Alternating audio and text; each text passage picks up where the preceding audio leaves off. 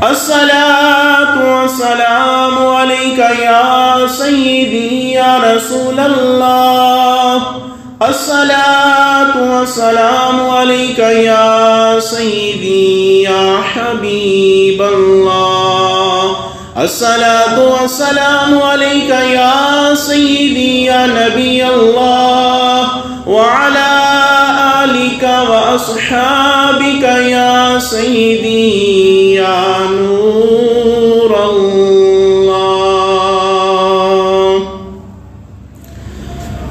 حمد و صلات کے بعد نہایت ہی واجب الاحترام بزرگوں، دوستوں، ساتھیوں اور نوجوان بچوں، آج کے اس مختصر سے وقت میں آپ کے سامنے سورہ نساء کی آیت نمبر 146 اور 147 پڑھنے کا شرف حاصل کیا ہے، اور آج انشاءاللہ عز و جل آج کے مختصر سے وقت میں آپ کے سامنے اخلاص کے بارے میں کہ اخلاص کسے کہتے ہیں، اس کا معنی مفہوم کیا ہے، اور جو آدمی اپنے اعمال میں اخلاص پیدا نہیں کرتا اس کے اعمال کس طرح اکارت و برباد ہو جاتے ہیں، اور جو آدمی اخلاص اپنے اعمال میں پیدا کرتا ہے تو وہ اللہ تعالیٰ کی بارگاہ ناز میں کس طرح مقرب اور کس طرح پسندیدہ بن جاتا ہے۔ آج جو آپ کے سامنے آیہ مبارکہ پڑھنے کا شرف حاصل کیا ہے، سب سے پہلے اس کا ترجمہ کرنا چاہتا ہوں۔ اللہ تعالیٰ نے ارشاد فرمایا اِلَّا الَّذِينَ تَابُوا وَأَصْلَحُوا، وہ لوگ کہ جنہوں نے توبہ کی، وَأَصْلَحُوا اور اپنے آپ کو سنوارا، اپنی اصلاح کر لی، وَاعْتَصَمُوا بِاللَّهِ اور اپنا تعلق خالق کائنات سے مضبوط بنایا، اپنا رشتہ تعلق اللہ تعالیٰ سے مضبوط کیا، وَأَخْلَصُوا اور جو عمل بھی اللہ کے لیے کیا اس میں اخلاص پیدا کیا، دینہم للہ یعنی اپنے دین میں اللہ کے لیے اخلاص پیدا کیا، فَأُولَئِكَ مَعَ الْمُؤْمِنِينَ تو وہ مومنوں کے ساتھ ہوگا، وَسَوْفَ يُؤْتِ اللَّهُ الْمُؤْمِنِينَ أَجْرًا عَظِيمًا اور ان قریب یعنی قیامت والے دن اللہ تعالیٰ مومنوں کو اجر عظیم سے نوازے گا۔ پھر صرف یہی نہیں، اللہ تعالیٰ نے آگے فرمایا ما يفعل اللہ بعذابکم، اللہ تعالیٰ تمہیں عذاب دے کر کیا کرے گا، ان شکرتم اگر تم اس کے شکر گزار بندے بن جاؤ، وآمنتم اور تم اس پر ایمان لے آؤ، وکان اللہ شاکرا علیما اللہ تعالیٰ بڑا ہی قدر شناس، بڑا ہی قدردان ہے اور ہر چیز کا جاننے والا ہے۔ اب اس آیہ مبارکہ کو اگر دیکھا جائے تو اس میں جو لفظ ہے وَأَخْلَصُوا کہ اللہ تعالیٰ کے لیے اپنے دین کو خالص کر دو۔ اب دین کو خالص کرنے کا مطلب کیا ہے؟ اخلاص کا مطلب یہ ہے کہ آدمی اپنے عمل میں، اپنے کام میں جو بھی وہ کام اللہ کے لیے کر رہا ہے، جو بھی وہ کام کر رہا ہے اس میں ہر طرح کی خرابی کو، ہر طرح کی کدورت کو، ہر طرح کی گندگی کو دور کر دے۔ جب وہ کام بالکل صاف ستھرا ہو جائے گا، بالکل خالص ہو جائے گا تو اس کرنے والے عمل کو اخلاص کہیں گے۔ اب اس کی ایک اور مثال کہ اخلاص کو اللہ تعالیٰ نے قرآن میں ایک اور جگہ بھی ارشاد فرمایا ہے کہ اللہ تعالیٰ تمہیں خالص دودھ پلاتا ہے، اس کی مثال اللہ تعالیٰ نے قرآن کریم میں دی ہے۔ سورہ نحل کی آیت نمبر 66 میں اللہ تعالیٰ ارشاد فرماتا ہے وَإِنَّ لَكُمْ فِي الْأَنْعَامِ لَعِبْرَةً اور تمہارے لیے یہ جو چوپائے ہیں، جانور ہیں، ان میں بھی غور و فکر کرنے کا ایک مقام ہے، مقام عبرت ہے۔ وہ کیا ہے؟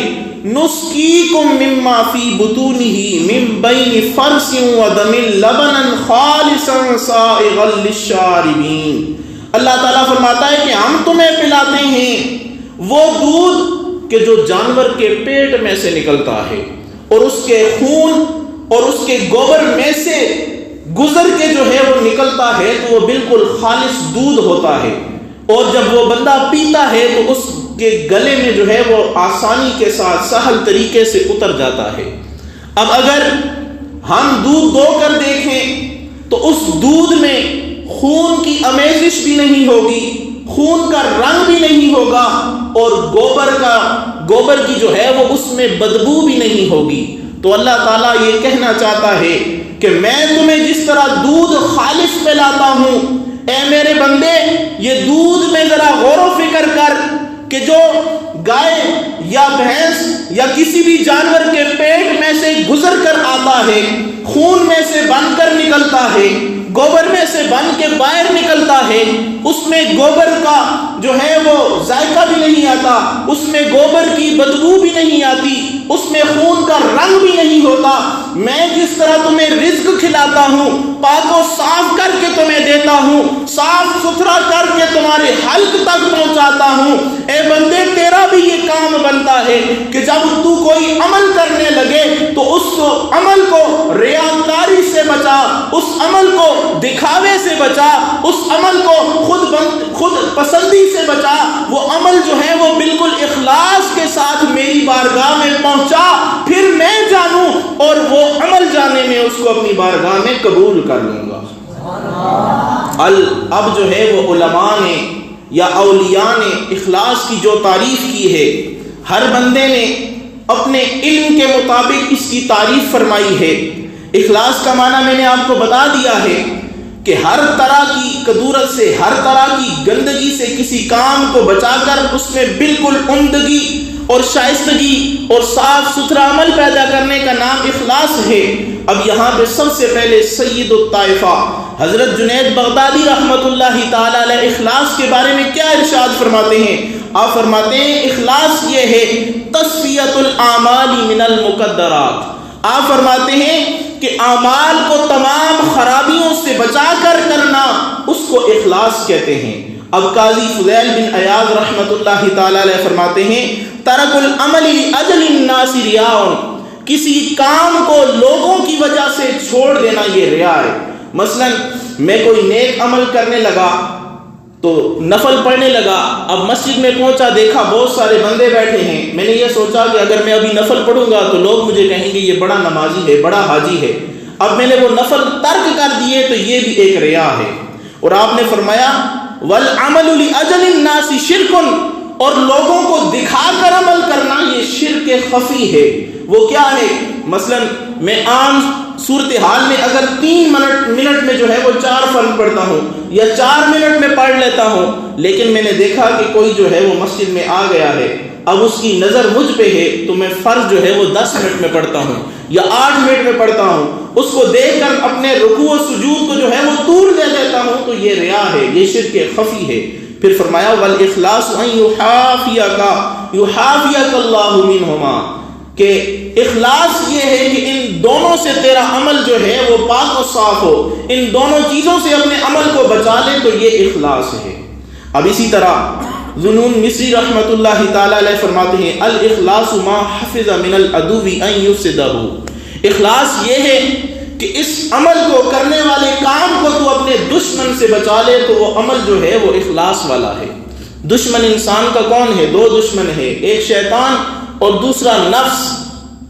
شیطان جو ہے وہ آدمی کے دل میں آ کے کھٹکھٹا ڈالتا ہے، کبھی نفس جو ہے وہ آدمی کو برائی پہ ابھارتا ہے کہ یہ تو عمل کرنے لگا ہے، لوگ تجھے دیکھ رہے ہیں، اب اس میں اور مزید حسن پیدا کر لے، اب اس میں اور جو ہے وہ مزید جو ہے وہ خوبصورتی پیدا کر لے تاکہ لوگ تجھے بڑا حاجی اور نمازی کہیں، تو یہ عمل جو ہے وہ عمل ریا ہے، اس سے بچنا چاہیے۔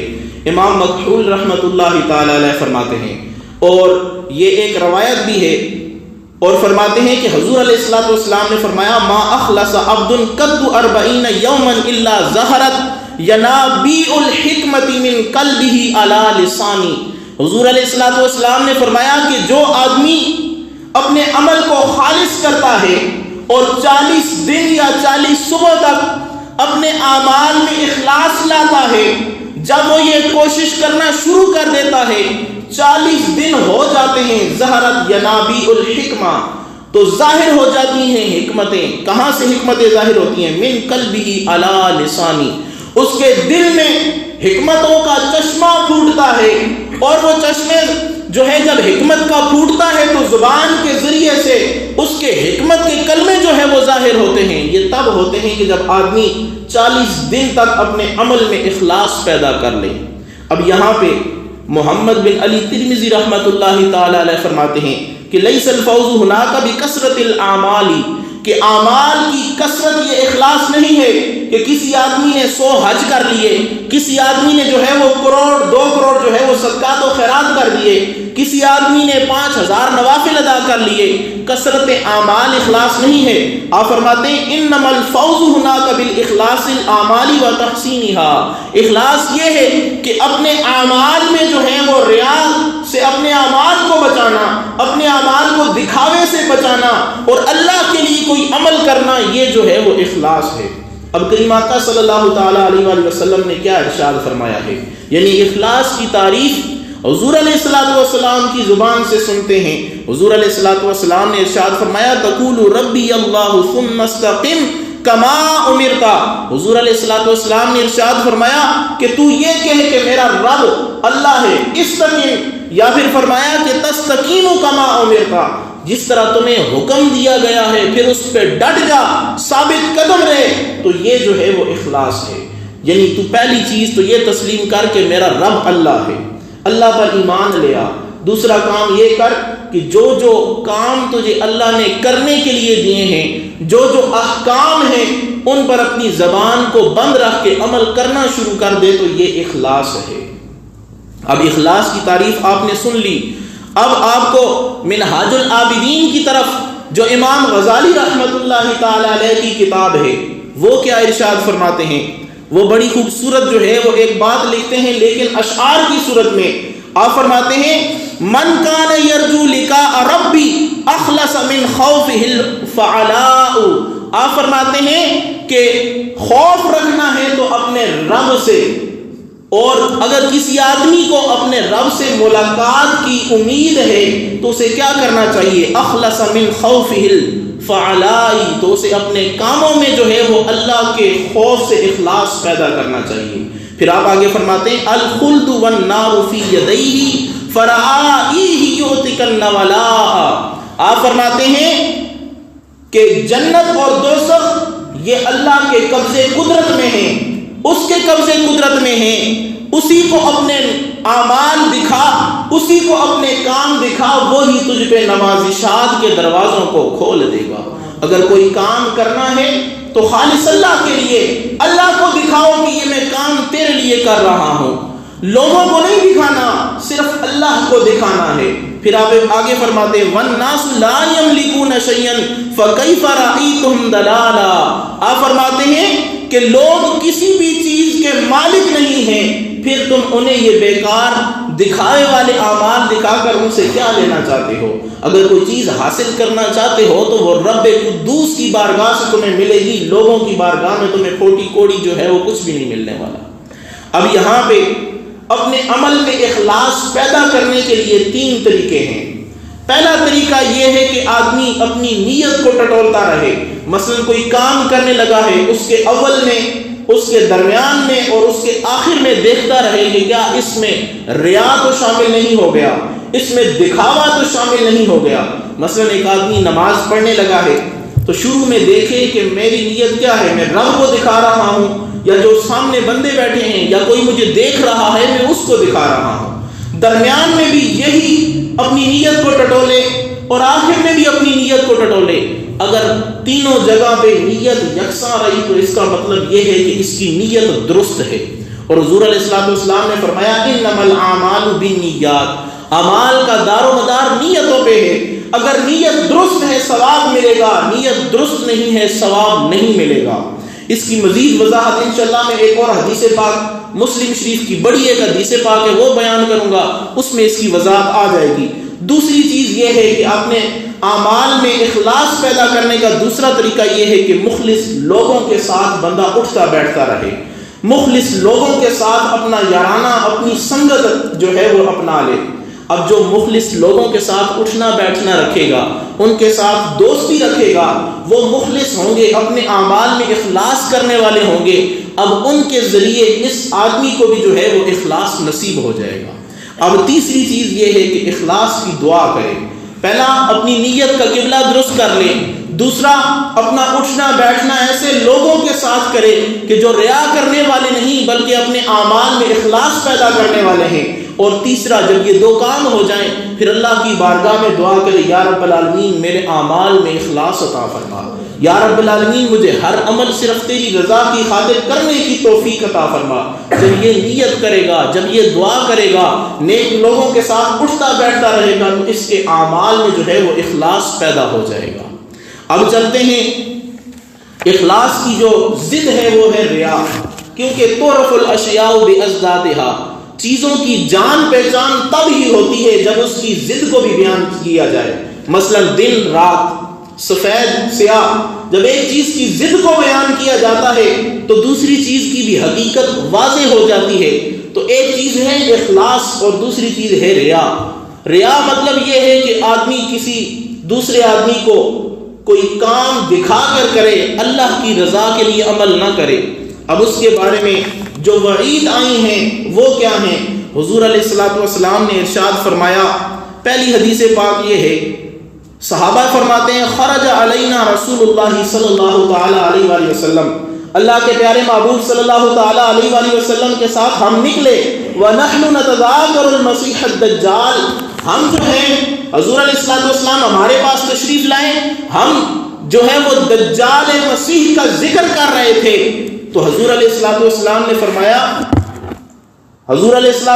نے فرمایا الا اخبرکم بما هو اخفل علیکم عندی من المسیح الدجال، کیا میں تمہیں اس چیز کا نہ بتاؤں کہ جو مسیح دجال سے بھی زیادہ جو ہے وہ مجھ پر خوف والی ہے، مجھ سے زیادہ باری ہے، یا جس نے مجھے زیادہ مغموم کر دیا ہے؟ تو صحابہ نے عرض کیا کیوں نہیں؟ قالوا بلا، یا رسول اللہ کیوں نہیں، وہ چیز ہمیں بیان فرمائیں۔ حضور علیہ الصلوۃ والسلام نے ارشاد فرمایا وہ چیز ہے الشرک الخفی، وہ شرک خفی ہے۔ اور شرک خفی کیا ہے؟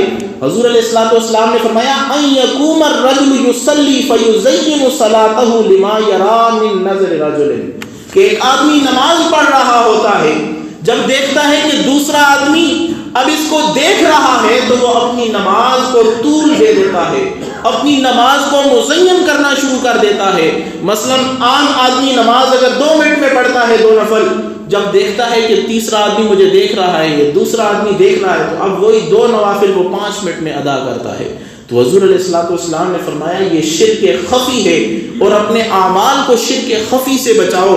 حضور علیہ الصلوۃ والسلام نے ایک جگہ ارشاد فرمایا اذا جمع اللہ الاولین والآخرین، جب میدان محشر سجے گا اللہ تعالیٰ اولین و آخرین کو جمع فرمائے گا، یوم القیامتی، قیامت والے دن، لیوم لا ریب فیہ، اس دن کے آنے میں کوئی شک نہیں ہے، نادا منادن، ایک شخص اعلان کرے گا، من کان اشرک فی عمل لہ للہ، کس نے اللہ تعالیٰ کے لیے عمل کرنے والے میں کسی دوسرے کو بھی شرک کیا، کسی دوسرے کو بھی شریک کیا، فَلْيَطْلُبْ ثَوَابَهُ مِنْ عِنْدِ غَيْرِ اللَّهِ، اب جس کو دکھا کے عمل کیا ہے جا کے اس سے ثواب بھی طلب کرو۔ اگر عمل کسی آدمی کو دکھا کے کیا ہے، قیامت والے دن اعلان ہوگا جس کے لیے عمل کیا تھا جاؤ اب اس سے ہی ثواب مانگو، اس سے ہی اجر مانگو۔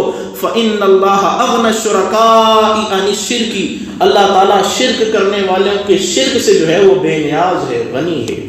اب اور بھی احادیث پاک ہیں، اب اس کے سامنے ایک اور حدیث پاک حضور علیہ الصلوۃ والسلام نے فرمایا اما انی لست اقول یعبدون شمسا ولا قمرا ولا وثنا، میں یہ نہیں کہتا کہ لوگ جو ہیں وہ سورج اور چاند اور بتوں کی پوجا کریں گے، ولیکن اعمالا لغیر اللہ، لیکن وہ اپنے اعمال جو ہے وہ غیر اللہ کے لیے کریں گے۔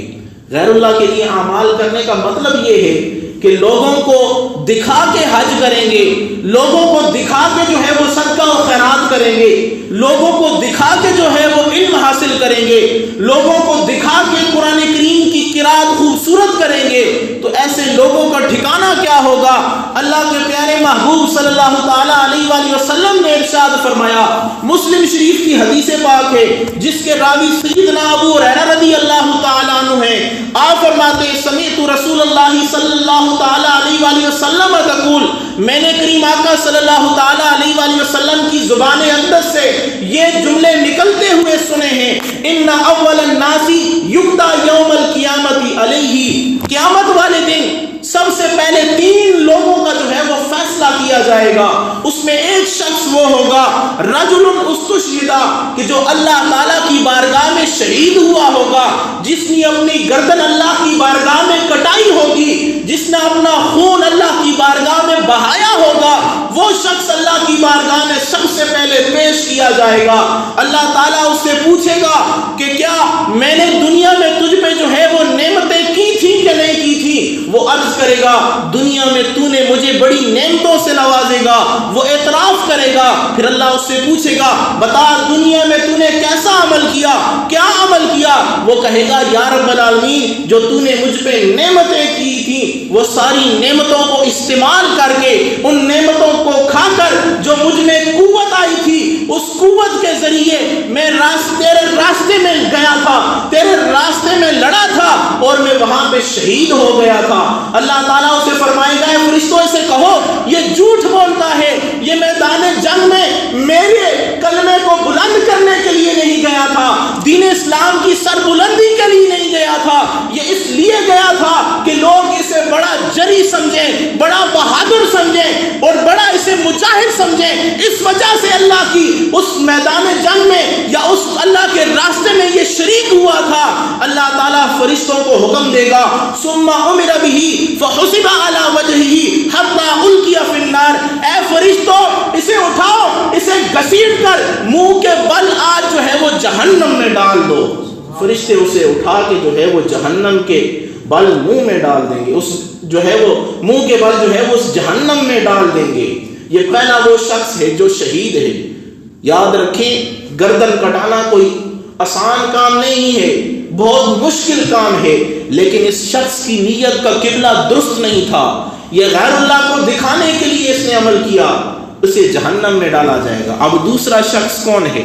وَرَجُلٌ تَعَلَّمَ الْعِلْمَ وَعَلَّمَهُ وَقَرَأَ الْقُرْآنَ فَأُوتِيَ بِهِ، دوسرا شخص وہ جو عالم دین ہوگا یا بہت بڑا قاری ہوگا، دنیا میں بڑی حدیثیں بیان کرتا رہا، قرآن کی بڑی تفسیریں بیان کرتا رہا، لوگوں میں بڑا جو ہے وہ اپنا نام بنائی رکھا کہ یہ شیخ الحدیث ہے، یہ شیخ التفسیر ہے، لیکن دوسرا وہ شخص کہ جو قاری قرآن تھا، بڑی قرات کیا کرتا تھا، جب قرات کرتا تو لوگوں پہ سکتہ طاری ہو جاتا، لوگوں کی آنکھوں میں آنسو آ جاتے، ایسے شخص کو بلایا جائے گا۔ اللہ تعالیٰ پوچھے گا دنیا میں تجھ پہ میں نے نعمتیں نہیں کی؟ عرض کرے گا کیوں نہیں مولا، تو نے بڑی نعمتیں کی، مجھے علم سے نوازا، مجھے جو ہے وہ اس نے قرات سے نوازا، لوگوں کو میں علم کی دولت بانٹتا تھا، لوگوں کو حسین آواز میں قرآن سنایا کرتا تھا۔ اللہ پوچھے گا بتا تو نے میرے لیے کیا عمل کیا؟ اس نے کہا یا اللہ میں نے علم حاصل کیا، تیری رضا کے لیے میں لوگوں میں بانٹتا رہا، میں نے قرآن اچھے طریقے سے پڑھا، تیری رضا کے لیے لوگوں کو میں تلاوتیں سناتا رہا۔ اللہ تعالیٰ فرشتوں سے فرمائے گا یہ جھوٹ بولتا ہے، اس نے علم اس وجہ سے حاصل کیا تھا، اس کی نیت یہ تھی کہ لوگ مجھے بڑا عالم کہیں، لوگ مجھے بڑا فقیہ کہیں، لوگ مجھے بڑا مفسر کہیں، لوگ مجھے بڑا محدث کہیں۔ اس نے قرآن کریم کی تعلیم اس وجہ سے حاصل کی تھی کہ لوگ اسے بڑا حافظ کہیں، بڑا قاری کہیں، بڑی عالی قرات کرنے والا کہیں۔ اس کا حکم ہوگا ثم امر به فحسب على وجهه حتى القي في النار، فرشتوں کو حکم ہوگا اس کو بھی اٹھاؤ، گھسیٹتے ہوئے جہنم میں لے جاؤ اور منہ کے بالے سے جہنم میں ڈال دو، اس کو بھی جہنم میں ڈال دیا جائے گا۔ دنیا میں سب سے 3 افضل عمل اللہ کی راہ میں سر کٹانا، اللہ تعالیٰ کی کتاب کی تلاوت سیکھنا یا اس کا علم سیکھ کر لوگوں تک جو ہے وہ پھیلانا، سب سے افضل 2 کام۔ اب تیسرا عمل کون سا ہے؟ تیسرا شخص لایا جائے گا وَرَجُلٌ وَسَّعَ اللَّهُ عَلَيْهِ وَآتَاهُ مِنْ أَصْنَافِ الْمَالِ كُلِّهِ، تیسرا وہ شخص کہ جس کو بڑا اللہ تعالیٰ نے مال و دولت عطا فرمایا تھا، اس کے پاس دولت کی بڑی ریل پیل موجود تھی، لوگوں کا بڑے صدقات و خیرات کیا کرتا تھا، اس مال کی وجہ سے بڑے حج اور عمرے کیا کرتا تھا۔ اللہ تعالیٰ اسے بلا کے پوچھے گا کیا دنیا میں نے تجھ پہ نعمتیں نہیں کی؟ عرض کرے گا کیوں نہیں مولا، بڑی نعمتیں کی، بڑا مال و دولت عطا کیا۔ اللہ پوچھے گا تو نے کیا کیا؟ عرض کرے گا یا رب العالمین، یا رب العالمین تو نے جو ہے جو مجھے مال دیا تھا میں نے اللہ تیری راہ میں لٹایا، میں نے جو ہے وہ حج کیا، صدقہ و خیرات کیا، عمرہ کیا، صرف تیری رضا کے خاطر کیا۔ اللہ فرمائے گا نہیں، تو جھوٹ بولتا ہے، تو نے جتنا بھی مال لوگوں میں خرچ کیا، غریبوں کو نوازتا تھا، یتیموں کو دیتا تھا، لوگوں کو دیتا تھا، تو بڑی سیلفیاں بنا کے فیس بک پہ لگایا کرتا تھا، اپنے واٹس ایپ میں جو ہے وہ بھیجا کرتا تھا، سوشل میڈیا پہ بتایا کرتا تھا لوگوں دیکھو میں آٹے کی بوری تقسیم کر رہا ہوں، لوگوں دیکھو میں غریبوں کے سر پہ ہاتھ رکھ رہا ہوں، لوگوں دیکھو میں یتیموں کا آسرا اور سہارا بنا ہوا ہوں۔ اللہ فرمائے گا تو جھوٹ بولتا ہے، فرشتوں کو حکم ہوگا ثم امر به فحسب على وجهه فالقي على النار، پھر حکم ہوگا کہ اسے بھی اٹھاؤ، اسے گھسیٹتے جو ہے وہ جہنم میں منہ کے بل ڈال دو، اسے بھی منہ کے بل ڈال دیا جائے گا۔ لوگوں یہ تین شخص بڑے افضل تھے، جس نے قرآن کا علم سیکھا لوگوں تک پھیلاتا رہا، جو اللہ کی بارگاہ میں حاضر ہونے کے لیے اپنا سر کاٹ کر، اپنا جو ہے وہ خون بہا کر، یعنی شہید ہو کر اللہ کی بارگاہ میں حاضر ہوا۔ تیسرا وہ امیر شخص جو اللہ کی راہ میں اپنا سارا مال لٹاتا رہا، لیکن اللہ تعالیٰ ان تین لوگوں کے عمل کو قبول نہیں کرے گا۔ لوگوں کو بتانے کے لیے ان تینوں کا حساب و کتاب پہلے ہوگا کہ اے لوگوں، یہ جو تین شخص تھے بڑے افضل تھے، ان کا ایک عمل بھی میری بارگاہ میں قابل قبول نہیں ہے۔ وجہ یہ ہے انہوں نے اپنے اعمال میں نیت کا قبلہ درست نہیں کیا تھا، ریاکاری کیا کرتے تھے، دکھاوا کیا کرتے تھے۔ اگر یہ عمل میں اخلاص پیدا کر لیتے تو ان کا اخلاص کی وجہ سے میں سارے عمل قبول کر لیتا، لیکن ان کے عمل میں اخلاص نہیں، ریا تھا، اس وجہ سے ان کے سارے اعمال جو ہے وہ مردود کر دیے گئے ہیں۔ ان احادیث اور آیات سے ہمیں پتہ چلتا ہے کہ ہم اپنے اعمال کو دیکھیں، غور و فکر کریں، رات کو جب بستر پہ سر رکھیں تو دیکھیں کہ ہم نے جو آج نیک اعمال کیے ہیں وہ لوگوں کو دکھانے کے لیے کیے ہیں، لوگوں سے تعریف سننے کے لیے کیے ہیں، یا صرف اللہ کی رضا کے لیے کیے ہیں۔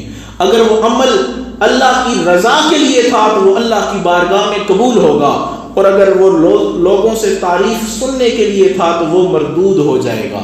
اللہ سے دعا ہے اللہ تعالی ہم سب کو اپنے اعمال میں اخلاص پیدا کرنے کی توفیق عطا فرمائے۔ وما علی الا البلاغ۔